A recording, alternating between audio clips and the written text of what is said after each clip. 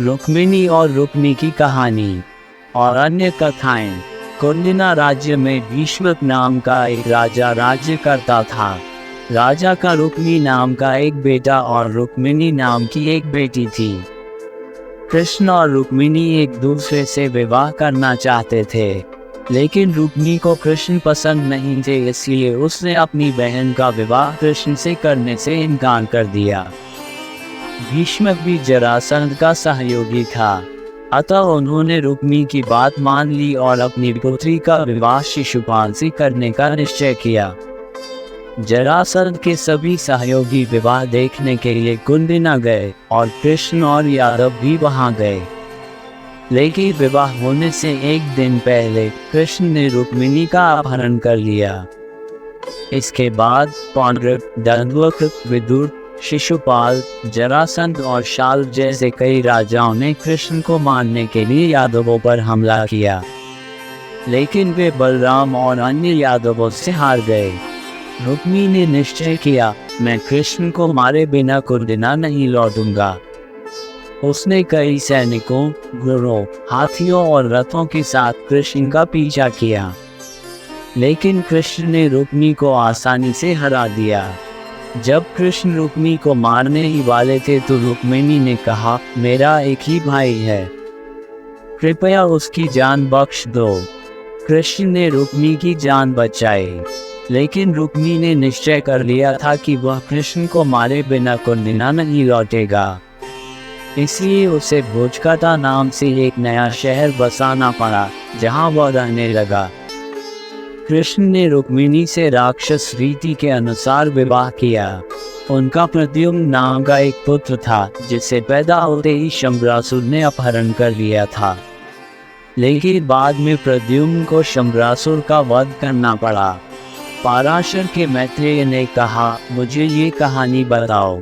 शंबरासुर जानता था कि प्रद्युम्न के द्वारा हत्या उसकी नियति में है, इसलिए प्रद्युम्न के जन्म के 6 दिन बाद उसने नवजात शिशु का अपहरण कर लिया और उसे समुद्र में फेंक दिया। समुद्र शार्क और मगरमच्छों से भरा हुआ था। बच्चा शायद मर गया होगा, उसने सोचा, लेकिन बच्चा बच गया। एक मछली ने उसे निगल लिया। बाद में कुछ मछुआरों ने मछली पकड़ ली और उसे शंबरासुर की रसोई में ले आए। शंबरासुर की मायावती नाम की एक नौकरानी थी। जब मछली काटी गई तो मायावती को उसके अंदर बच्चा मिला। वह बहुत आश्चर्यचकित हुई, ये लड़का कौन है और वह यहाँ कैसे आया? वह आश्चर्यचकित हुई। वह ये पता लगाने के लिए नारद के पास गई कि वह लड़का कौन है, और नारद ने उसे पूरी कहानी बताई। उन्होंने उससे ये भी सुनिश्चित करने को कहा कि लड़के का पालन पोषण ठीक से हो। मायावती यही करने को आगे बढ़ी। वह माया या भ्रम की तकनीकों में पारंगत थी और उसने प्रद्युम्न को यही सिखाया था। जब प्रद्युम्न बड़ा हुआ तो उसने उसे उसके जन्म और अपहरण की पूरी कहानी बताई। ये सुनकर प्रद्युम्न ने शंबरासुर को द्वंद्व युद्ध के लिए ललकारा।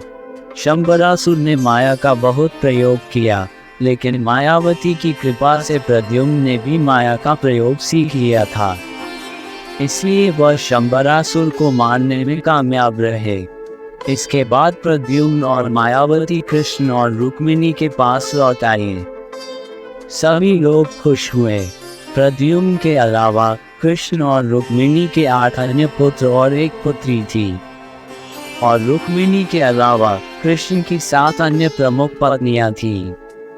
उनके नाम कालिंदी, मित्रविदा, सत्या, जाम्बुवती या रोहिणी, सुशीला, सत्यभामा और लक्ष्मणा थे। कृष्ण की पत्नियों की कुल संख्या 16,000 थी।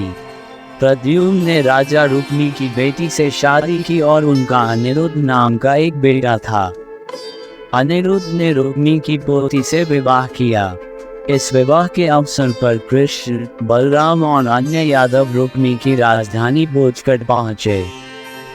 विवाह समाप्त होने के बाद कुछ राजाओं ने रुक्मी से कहा, बलराम को पासे खेलने की लत है, हालांकि वह इसे बिल्कुल भी अच्छे से नहीं खेल सकते। क्यों न पासों का एक आयोजित किया जाए जिसमें हम बलराम को हरा सकें।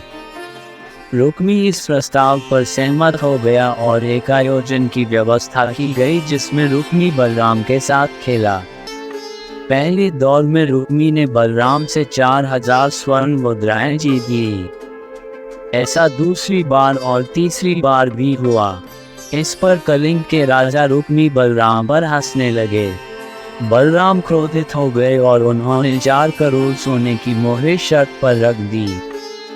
रुक्मी ने पासा फेंका, लेकिन इस बार बलराम जीत गए।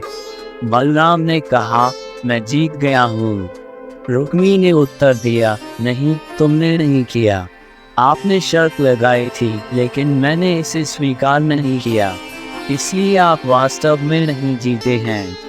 तभी स्वर से शब्द सुने गए जिसमें कहा गया कि यह बलराम ही थे जो सही थे। हालांकि रुक्मी ने मौखिक रूप से शर्त स्वीकार नहीं की थी, लेकिन उसके पासा फेंकने का मतलब था कि शर्त उसे स्वीकार्य थी। इससे बलराम का क्रोध भड़क उठा और उन्होंने एक पासा उठाया और उससे रुक्मी को मार डाला। उसने कलिंग के राजा को भी पकड़ लिया और राजा के दांत तोड़ दिए।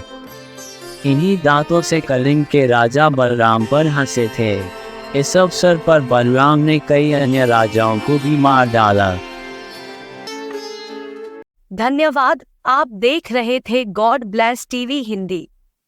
हमारे साथ जुड़ने के लिए सब्सक्राइब अवश्य करें।